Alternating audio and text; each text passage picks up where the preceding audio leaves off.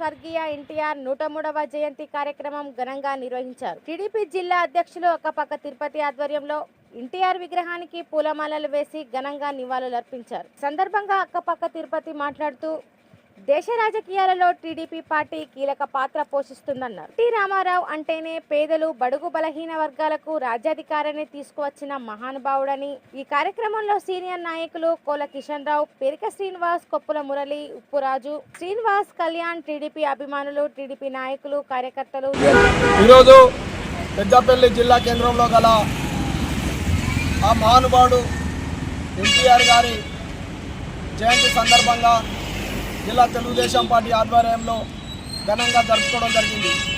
NT Ramarao గారు అంటేనే పేదలకు, బడుగులకు, బలహీన వర్గాలకు రాజ్యాధికారాన్ని తీసుకొచ్చిన మహానుభావుడు ఎన్టీ రామారావు గారు.